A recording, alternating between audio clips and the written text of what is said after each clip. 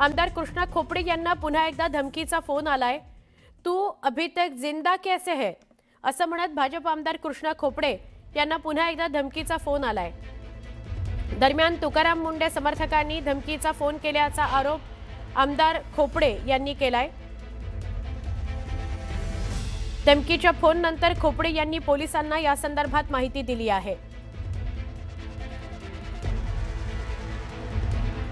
आमचे प्रतिनिधी उदय तिमांडे यांच्याशी बोलूया।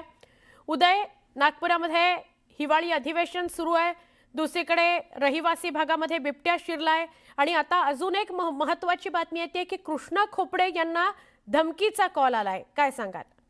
नक्कीच सध्या नागपूरमध्ये जे आहे ते थंडीच्या या मोसमातला नीचांक देखील सुरू आहे। काल नागपूरची म्हणजे आज सकाळी नागपूरचं टेम्परेचर हे किमान 8 डिग्री सेल्सिअस नोंदविलं गेलं आणि हे नोंदविलं जात असताना नागपूरमधलं राजकीय वातावरण आता तापल्याचं आपल्याला पाहायला मिळतं। कारण नागपूरमधल्या पूर्व नागपूरमधले भाजपचे आमदार कृष्णा खोपड़े यांना त्यांनी तुकाराम मुंडे यांच्या विरोधात लक्षवेधी लावल्यामुळे काल त्यांना 2 धमकीचे फोन आले होते आणि काल या सगळ्या बाबतीत जे आहे ते कृष्णा खोपड़े यांनी सभागृहामध्ये देखील ही माहिती समोर आणली होती। त्यानंतर काल रात्री साधारणतः 10:45 पुन्हा एकदा कृष्णा खोपड़े यांना धमकीचा फोन आलेला आहे। तू अभी तक जिंदा कैसे है आणि जीवानिशी ठार मारण्याची ही धमकी देण्यात आलेली आहे। कृष्णा खोपड़ेंनी जी माहिती दिलेली आहे त्या माहितीनुसार ही धमकी त्यांना तुकाराम मुंडे समर्थकांनी दिलेली आहे। या सगळ्या संदर्भात माहिती त्यांनी सभागृहात देखील दिली होती आणि